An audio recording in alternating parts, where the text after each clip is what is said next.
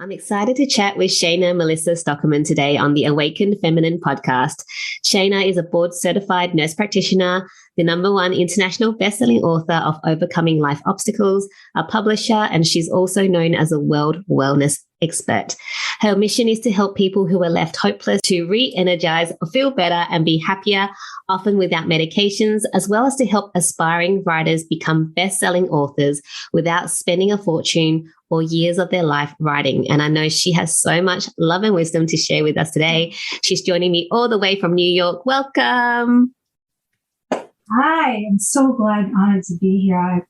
Thank you for having me. I love your show. I'm excited for our conversation because I know you're awesome. We've had a few conversations before the podcast, so I'm excited to just dive in. But before we do, I always like to ask my guests this particular question, and that is, what is your definition of an awakened feminine? Ooh, okay.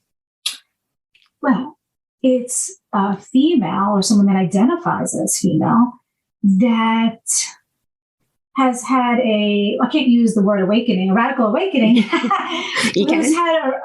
who has woken up and made a radical transformation from a life-altering event that changed their mission, that helped them discover their purpose, their mission in life, and it changed their trajectory, their journey, and their end destination, as well as their purpose and mission. That's a beautiful definition. Thanks for sharing that.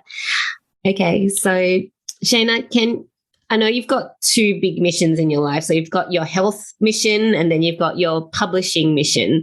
So can you share with us why you have these two big things that you want to achieve? Yes. Well, I'm very passionate about them. I'm an overachiever. I always overachieve and multiple things simultaneously. I think I learned that from my grandma. She raised me and she was brought up poor, Jewish, divorced parents during the last pandemic and then survived the Great Depression. So I think I learned from her, we had to overachieve to at least meet where other people already were. And I just kept going and going and going. I think they're my passion because with the biohacking, there's so many people that were left helpless and hopeless, and they go to the doctor and that's their last stop.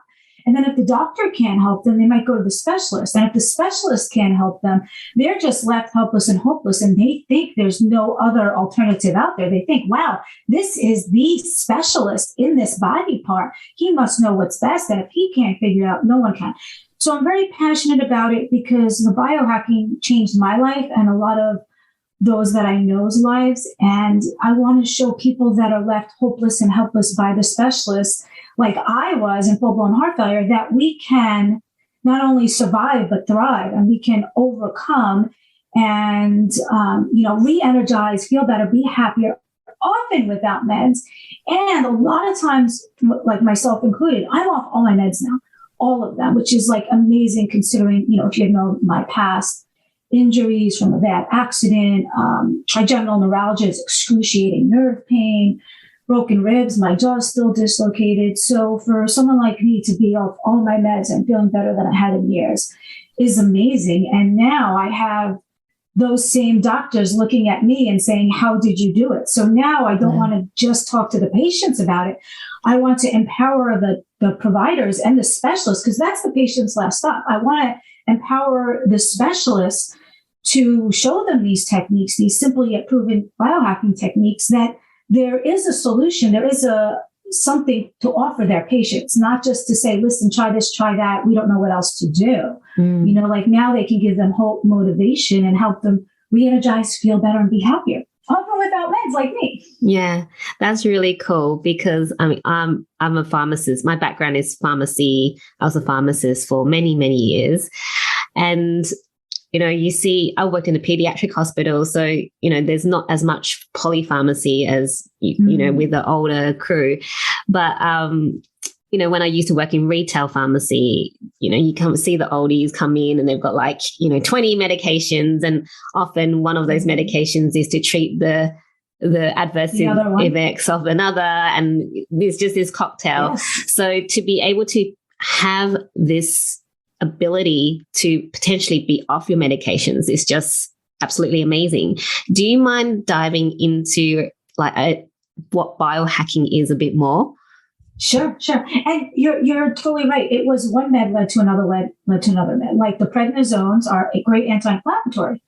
They increased my weight, and that increased my blood pressure, my sugars, which led to more meds. The anti-inflammatories, even with food, gave me an ulcer, which led to more meds and pain in a new body part, my throat. Biohacking, it's like this. I first learned about it from my grandma. She was very, very wise and ahead of her time. They didn't even have the term then. We're born with genes and genetics. And a lot of the times we have the power to decide if that gene is going to be expressed or not. For instance, my grandma and all of her siblings had diabetes. She decided to eat right, stay skinny, watch her sugar intake, never develop diabetes. So that was the first instance where I learned that we're not just stuck with our genes. A lot of times we have the power to control if that gene is going to be expressed or not, like she did with diabetes. So biohacking, it's like hijacking a plane is taking control over the plane. Biohacking is taking control over your own biology to decide if a certain gene can be expressed or not.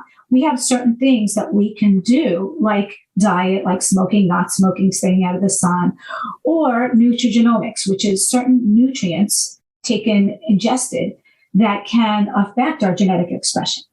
So we can actually take back the power, and we don't have to say, I have family history, heart disease, cancer, diabetes, and that's why I got into biohacking. I said, what can I possibly do to maybe better my odds of staying healthy? It's not a guarantee, but think about it. Free radicals, oxidative stress, that's all linked to 9 of the top 10 leading causes of death here in the US. 9 of the top 10. Why are we not trying to reduce that oxidative stress? So that's what I do. I help people reduce oxidative stress. Yeah, that's really cool. And I know, there's a lot of new literature that comes out about certain foods that you can eat, herbal medicine, or, supplements that you can take to help reduce your oxidative stress. Yes. So is there anything that you take in particular that helped? Because let's kind of backtrack. I know you had a major accident which caused you to have all these issues, and you've also had major heart issues before. So you know all about healthcare, and you're a nurse practitioner, you know all about healthcare. So I guess I want to ask you what made you decide to not leave the traditional healthcare, but look at other things to help you become better without just taking medications, because medications has its place, obviously, because it does help, but being able to get off them and not be on them, that's the end goal. Well, I think it first started for me with my grandma. Originally, she raised me. When she got older, I saw she wasn't walking. I moved back in with her, and I literally back then carried her into the doctor's office. Not everybody had a wheelchair or anything. And this was in the 90s. And the doctors left her helpless and hopeless. But I knew I can get her walking again. I had to get to the cause of the problem, which was her living alone. So she was afraid to walk. So her muscles got weaker and stiff. I had to get to the cause of the problem. I had to give her the belief she can walk. So then she puts in the effort and does it. Then we took massive action and stretching and stretching exercises. And we never gave up. And I got her walking again without assistant, a cane, or a walker. Now, the doctors didn't do that. I did. I was a brand new nurse, like new grad. I don't even think my license came in the mail yet.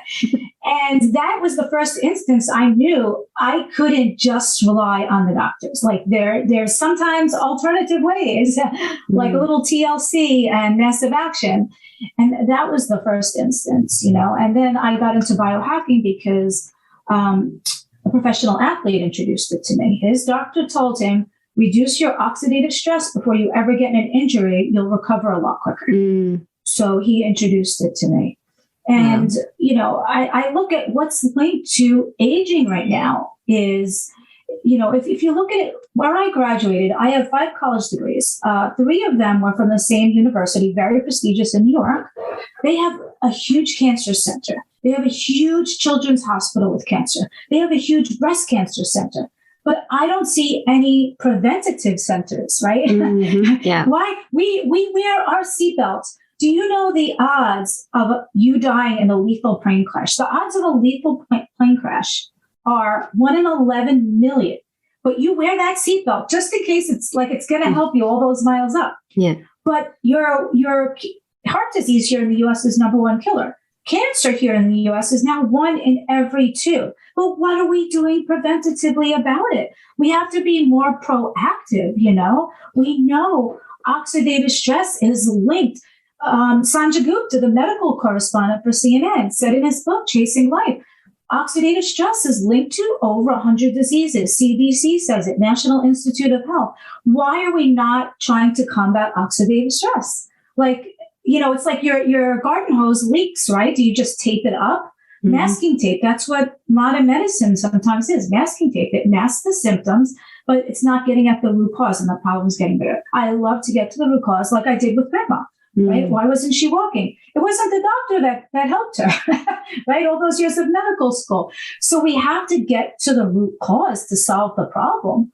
And, that's what they're not doing. When I was in heart failure, my doctor wasn't getting to my root cause.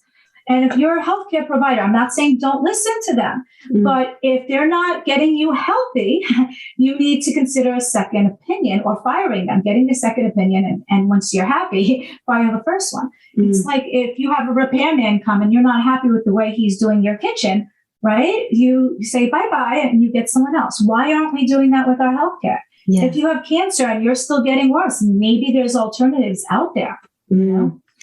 I love what you're saying, because I think a lot of people don't have the basic healthcare knowledge. So it's very hard for them to even understand to go look for a second opinion, because in their head, the doctors know best about health, right? Because that's just how they were taught. The doctors know about healthcare and they will fix me. But not thinking that there are alternatives. And even like working in the children's hospital, some patients, their parents would want to try alternative things. And there's this debacle with the doctors going, well, you need to have this chemo, but the parents are like, but I want to try this alternative medicine. So then, I remember our hospital was pretty good. They will allow those things and work with the parents as much as they can. But it's such a... Yes. The fear is with the doctors, they weren't taught alternatives. So everybody has a fear of the unknown. It's like when a new medicine comes out, we don't want to prescribe it right away. We want to see what are the side effects, what are the actions, what are the reactions. And the same thing they feel with alternatives. They don't have experience at it, so they freeze, they don't know what to do. I think a good doctor that doesn't know should say, you know what, I don't know that, but I will look into that. Let me talk to Shayna, Melissa. Let me get more knowledge. And the cool thing about the biohacking is that there's a lot, before the alternatives that I take now, the activators, a lot of herbs, they don't have they have studies, but they're not on a specific finished product. So it might vary if, say, a certain herb needs to come from the root and a cheap company chops up the leaf and the stem where there's no active ingredient, they're going to get different results. So there's a wide variety with the same exact herb of outcomes and side effects and interactions. But I find with the activators that I take, there's over 100 studies on the finished products done in living humans and at third-party universities that don't manufacture the product. Yeah. That is huge. So now I'm getting a lot of okays from the doctors, the specialists, and the oncologists to either add this on board to traditional medicines or even instead of, depending on the patient. Yeah, it's so important to have third-party studies and also obviously to have those results, because, if I this created a product and I tested it myself, I'm like, it works, man. Yeah.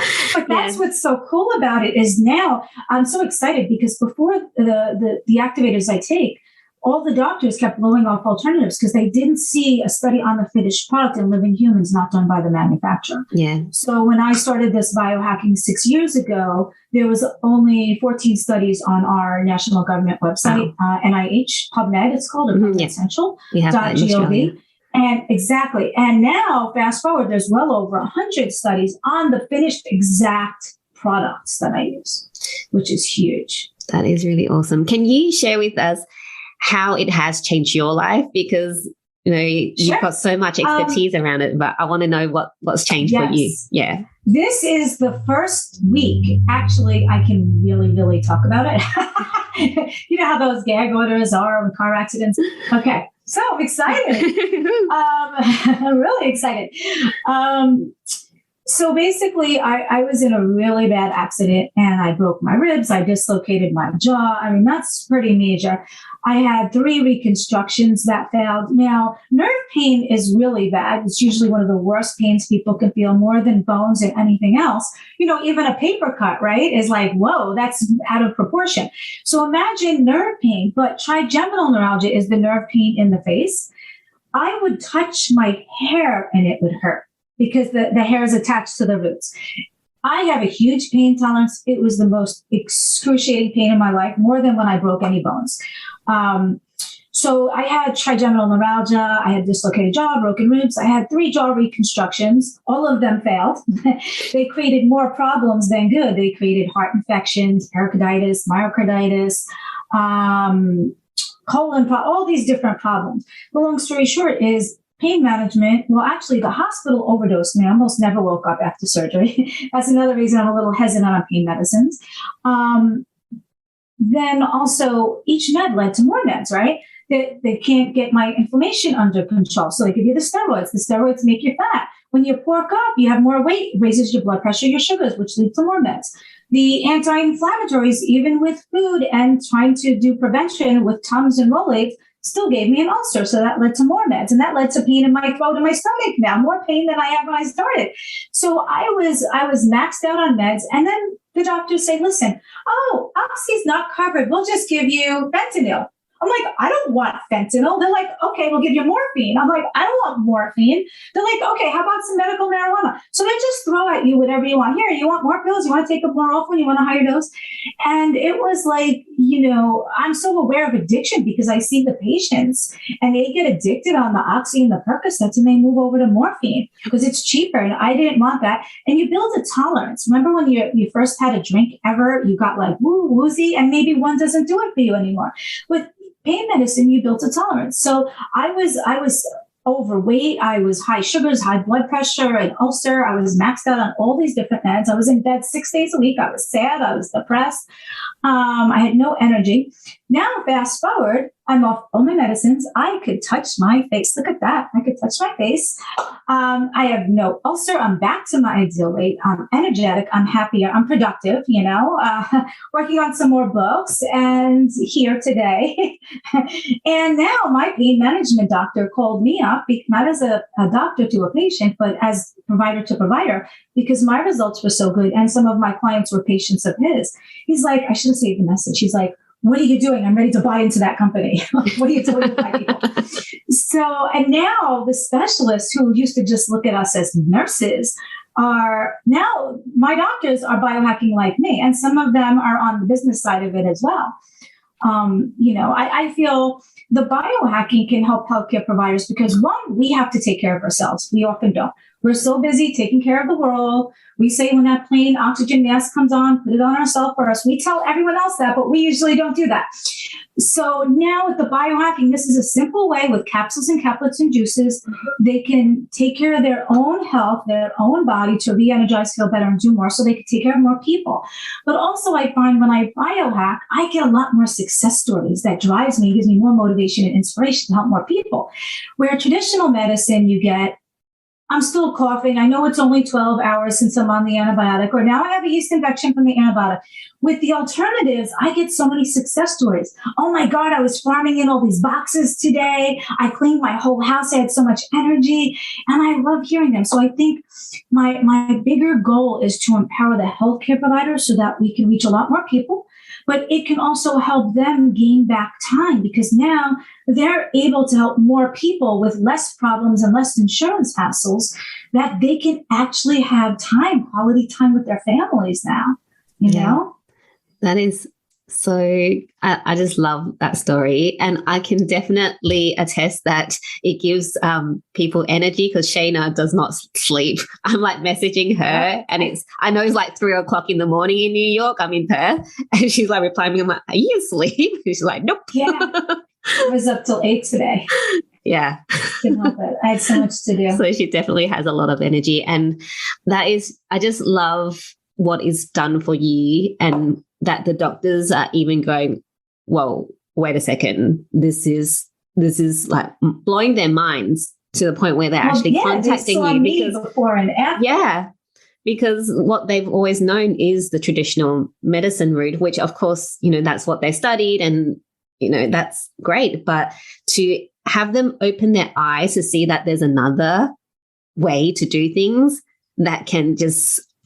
That's huge. That's huge because when I started in the 90s, doctors just looked at us as nurses, they didn't look up to us. But now to have these doctors and these specialists be like, oh, what are you doing? Can you, and then asking you the question. So now I'm actually educating them. It's like this. When I know CPR, I can only save those in the room. But when I teach it to others, because I'm also an American Heart's basic and advanced life support instructor, when I teach it to others, I could potentially save more lives. Like I had a friend that told me, thank God you showed me how to do the Heimlich on myself if I was ever choking, because she was choking one day by herself, just lean over a chair, Yeah. It's like what we say, that ripple effect, you teach one person and they teach another. Even if it's one extra person, that's one extra person. So it's really amazing. My vision is huge with that because I do love the rippling effect. When I talk to a patient about it, it is the rippling effect because then they say to me, oh my God, can my husband do an appointment with you? Can he start the activators with my daughter? So that has its own rippling effect. But now I want to create this massive tidal wave because now I'm reaching out to the healthcare providers. And each of them can impact hundreds or thousands of lives over time. I mean, huge. And the book is the way for us to get our message out to other states, other countries, other continents. Yeah. Like your continent. Yes. And well, let's kind of dive into the book part of your mission because, the biohacking is amazing. So, and that is already such a big mission. Oh yeah, you go. Can I add one more thing on the biohacking? It's important not to just use, to consult someone on this, me or a healthcare provider. Traditional herbs, like I said, each herb from a different company, different manufacturer can have such widely different effects. What I like about the biohacking that I do is not only all the studies done by third-party universities in living humans on the government website, PubMedCentral.gov, but also the ingredients in there are in such minute amounts, less than you would put in an herbal tea. But because there's so many ingredients taken in the exact proportion simultaneously that actually activate pathways and genes in our body. So it's not just supplements. Like a vitamin you take, if you absorb the antioxidant, one molecule of that can fight one bad free radical. But when I take the activators, I make my own antioxidants. One of those can fight up to 1 million of the bad, neutralize up to 1 million free radicals a second. So when we take antioxidants, it's a 1-to-1 ratio. When we make them, it's 1 to 1,000,000. So when I take my activators, I make my own antioxidants. I'm helping people make more of their own antioxidants, increase their glutathione level, their mitochondria that are required for cells to live, detoxify your bodies. It's a whole new level. It's not just supplementation. I call it activation. Yes. Yeah. That's a whole new ball game because like you say, supplementation is just putting that one molecule in to fight that one molecule. And hoping you absorb it. Yes, because I know, I'm in pharmacy, so it's more medications, but I was very interested in the herbs and things like that. And I know a lot of times it doesn't get absorbed. You say it does all these things, but your body doesn't actually absorb the full amounts. Yeah. And I find there's so many hundreds or thousands of herbs out there that it's hard to know which one for which thing. And some you can ingest and some you can, and some you can put on topically, even with the oils. That I know I have 3 different activators. They each conquer a different theory of aging. One makes my body create more antioxidants. One makes my body produce more mitochondria for cells to live. And one helps my body detoxify. That's all I need. I don't need this herb for this problem and this herb for this problem. Those are the 3 main theories of aging: is oxidative stress accumulating, causing inflammation, mitochondria dying off in our cells, and toxins creating toxicity. Yeah. So it's time efficient as well. So you're not taking like 10 million things. Yes, 1, 2, 3 punch. That's it. Each of them has a few herbs in the capsule or caplet. Yeah, that's great. I'm just so intrigued by biohacking. Yeah, there's for me in the last few years I've been more interested in looking at different things. But when you told me about what you do, I was just like, whoa, that is just next level. Yeah, it blows my mind. And even American Heart had a study they did on it that was on the cover of the journal, and they're normally not endorsing any herbals at all. So that was huge. Yeah. And then I don't know if you know of Erin Brockovich where you are. Yeah, because there was that movie. Say again? There was a movie, remember? Like, I think. Yes. Yeah. It was just on again, I think, last night. And she's on the board of one of the companies, their products that I take, which is huge because she can't be bought for any amount of money. I don't know if you remember, so the whole movie where they tried to like buy her out, the utility companies pay your money under the table here, hush, hush.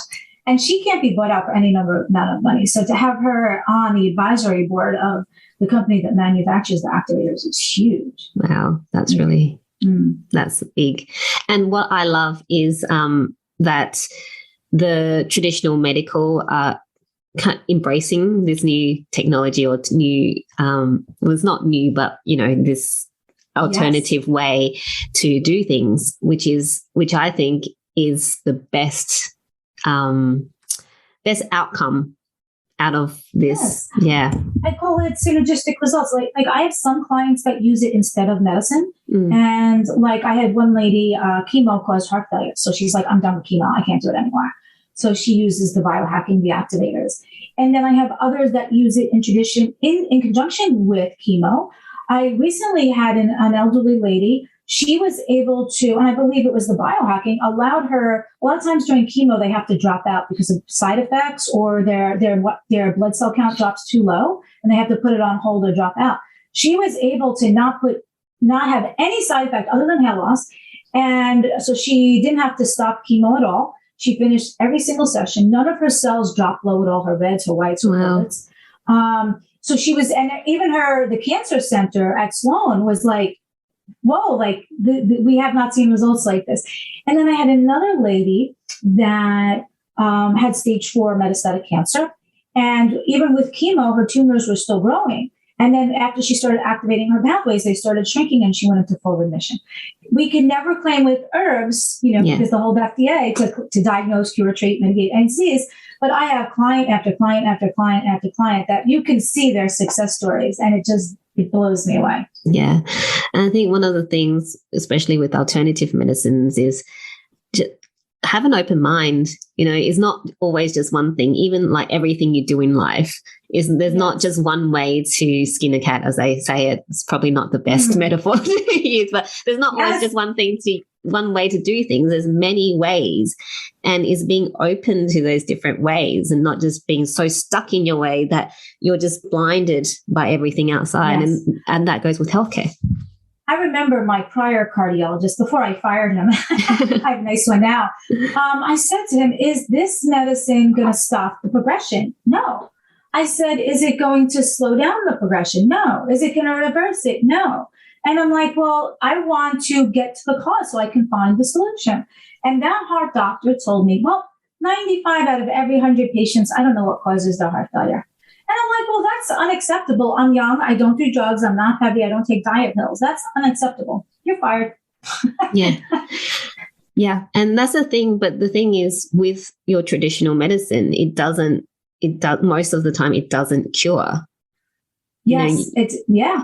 And it doesn't get to the cause. It doesn't get to the cause. It doesn't cure. It just helps to reduce your symptoms. I mean, the only thing like with chemo, it kills your cells as well as the cancer cells to then cure you. But, that if it doesn't kill you. Yeah, if it doesn't kill you. So it's having an alternative is amazing. And we're not saying to stop all your medications now and start taking these things, because we're not saying that. We're not saying that at all. Yeah, we're saying maybe add an addition to, or eventually over time, a lot of my clients, I wean them off one med, two meds, 3 meds. over time. I don't just say, hey, stop everything. Yeah. But I find that it gets to the root cause. The root cause is oxidative stress or mitochondria declining and toxins building up. Yeah. Is really just, it's inside your body that we need to sort out and recode the genes and whatever it is that needs to happen. Yeah. So, yeah. So I just want to... I was just talking to a man right before this interview, and it was a little controversial. I don't know if I can say this, but he had both vaccines, and him and his wife developed COVID. She passed away, and I just reconnected with them after a year and a half, and he was intubated. He's just off the vent now. And I was explaining to him that COVID actually attacks the mitochondria in your cells. It replicates there. Then it destroys the mitochondria. And when there's no more mitochondria, it kills the cell.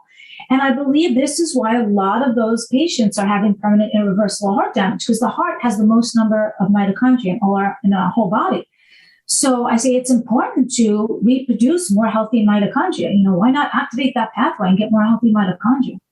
Yeah, it makes sense. I can't claim a diagnosis cures or treats any disease, but COVID kills off the mitochondria. Why not make more healthy? And I just love this conversation because we both come from the traditional healthcare background, but being able to see that there's, another pathway that you can use in combination, not just one pathway, traditional or nothing, right?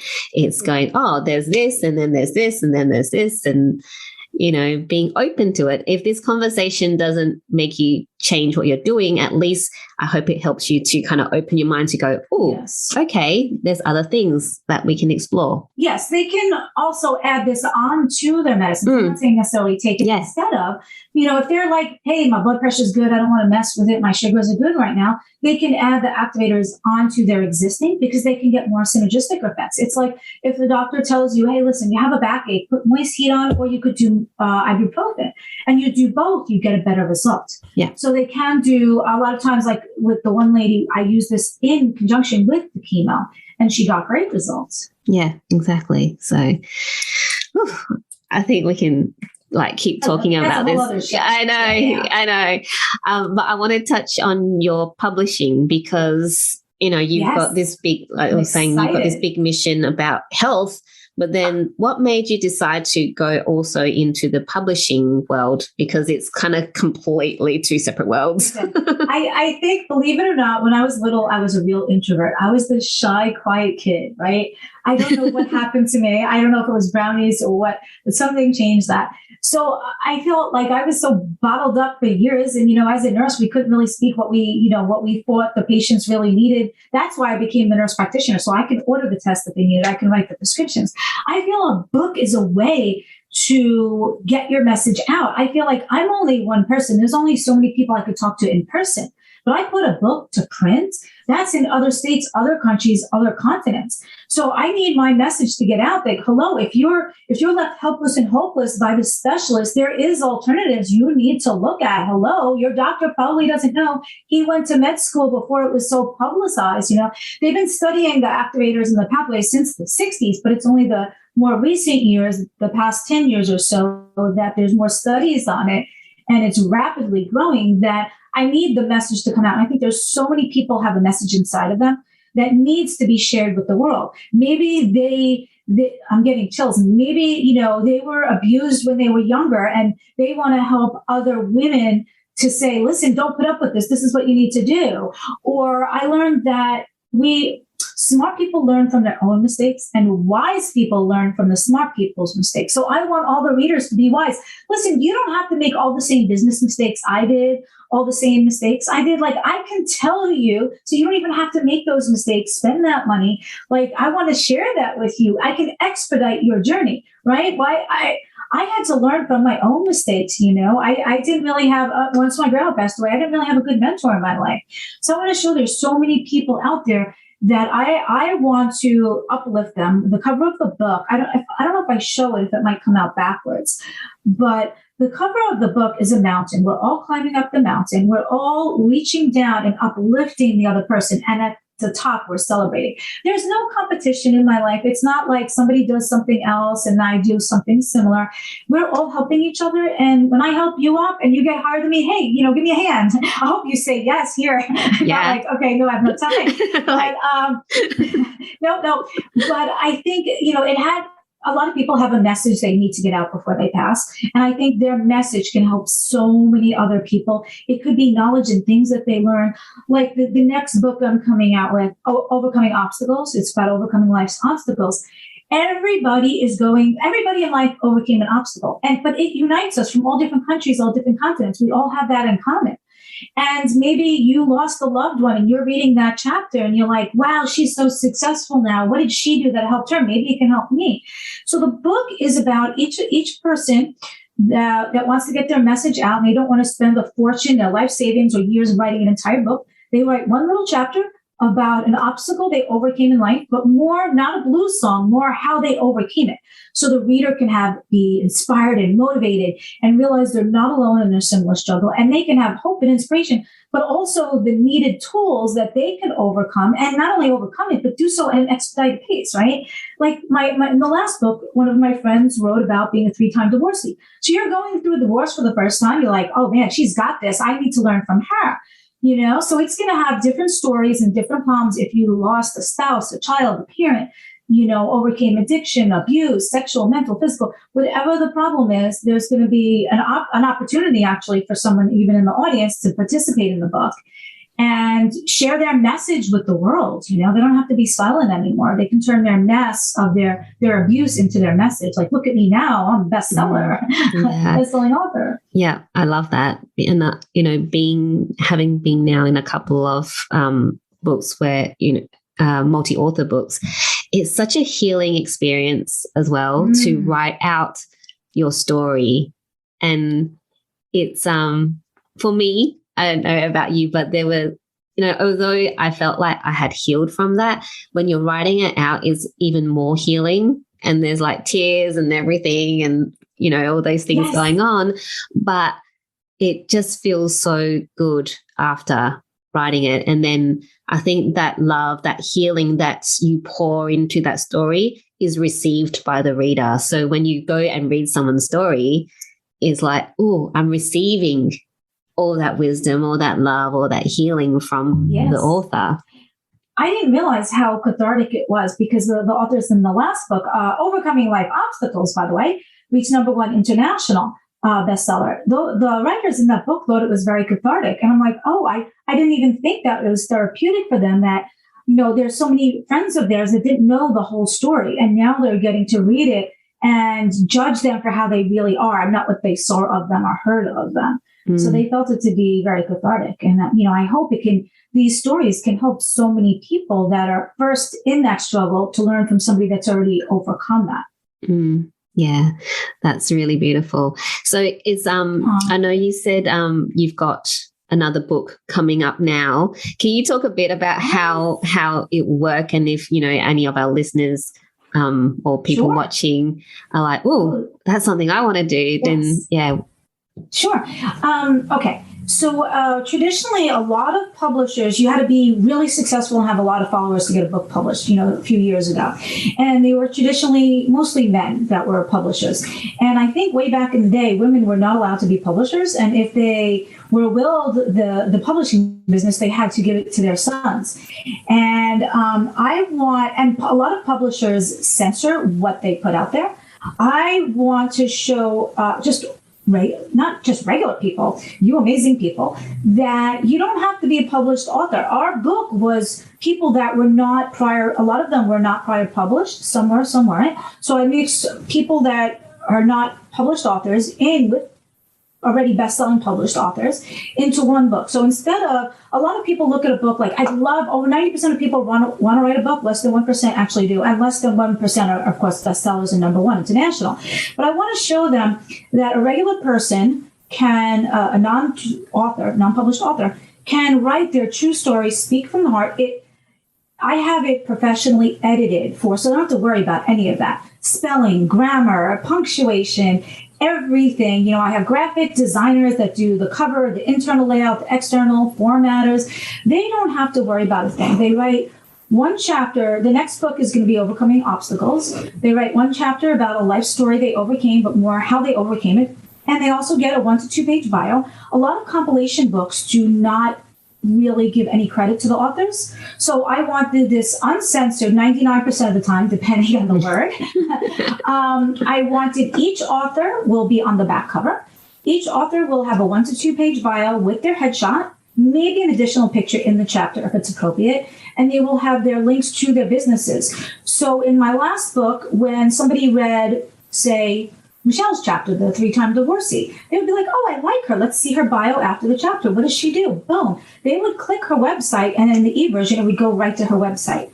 So this way, it can bring there was almost 30 authors in that book. So my message got to 29 other authors and all of their audiences simultaneously in other states, countries, and continents. So now I have clients in Canada and Australia because of the book. I would have never connected with that. So it's a way for them. You have to build a bridge to your existing business. It could be a significant moneymaker if they work it right and they, do the workshops that I provide in with the book. They say you need a bridge to your business. And I have 5 college degrees, 4 nursing licenses, but people hold more esteem with the book. They're like, oh my God, you're an author? Oh my God, you're #1 international bestselling author. That seems to be a bigger accolade than my 5 degrees and my 4 nursing licenses. But they weren't impressed with saving lives, but oh my God, you're an author. So that brings so much more esteem and credential to you as a business owner. And, I give that book sometimes to my clients or my potential clients. Then they get to see the true me and they're like, wow, I like this, Shayna. I need to do this biohacking. I need to do what she's doing. So it's a good way to build your bridges to your potential clients in other states, countries, or continents if you so choose to expand your business. It could be a huge expansion of the business. Yeah. That's really cool. And it always reminds me of, I think when these kind of multi-author books first came out, it was like Chicken Soup for the Soul, which was like, gosh, many, many, many, many years ago. I was probably in my teens when those kind of first came out. But I remember reading them going, oh, wow, that is, you just read all these stories and some of them, don't resonate, but there's always there's always a message for you in the book.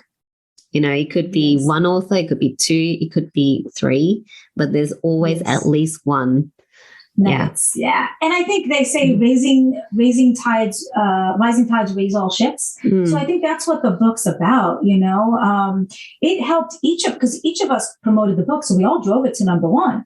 And then since I had authors in different countries, we drove it to #1 international. And just their businesses are expanding. It's the bridge that builds,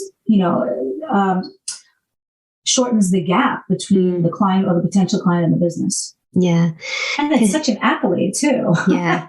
I didn't realize that at all. Yeah. I know. It's funny. Like I've got 4 nursing degrees, but you're more impressive. Yes, they are. I'll tell you, no joke. I was at a book signing and a lady looked at the back of the book and my picture's on the back and she goes, oh my God, it's you. And I was like, wow, And then, I've been out and one of my friends might hear this. I was listening to her band and they changed the words to a song. She wrote a book and they held up my book and pointed to me. And next thing you know, people wanted my book and I started book signings. And people had, but if you tell them I saved a life, they're not going to want my signature. They're not. Yeah, true. I don't know. That is so true. Because, have you seen someone go ask a doctor for their signature? Like, well, I get on every script that they give me anyway. Yes. Right? Nobody in 30 years, this coming year will be my 30th year as a registered nurse and 3 decades as a nurse practitioner. No one has really, I don't think, asked me for my autograph before I started doing books. I love that. That is such a funny story. And Shayna, I'm just, looking at time, so I just want to start wrapping up. But can you share with us, what's the one thing about everything that you do that brings you so much joy? I love helping people, and I love hearing their success stories. And I get a lot more success stories with the biohacking than I did traditional medicine. I think I loved my grandma. She was like my idol, and I emulated her. And she always loved making people happy. And I think putting smiles on their faces puts smiles on more faces, and it's contagious. So I always want to be positive and gratitude. And I try to never look at the negative side. People like, oh, I don't have this, that. I'm like, I woke up today. I'm grateful. I can walk, talk, I can taste. I don't have COVID. I'm not on a vent. Like, that's so many things to be grateful right there, much less materialistic. So I want to put smiles on more faces, and it just to be contagious. If everyone lifted everyone else up, and everyone smiled back, I mean, this world would be such a happier place. Think about it. Yeah. Oh, I love your message and what you're all about, because you are all about uplifting people and helping people in collaboration. That's just, it's just so beautiful. So thank you for everything that you do. Yes. And before we wrap up, can you share with us what is setting your soul on fire right now? Ooh, a lot of things. With that rippling effect, creating that massive effect. When I met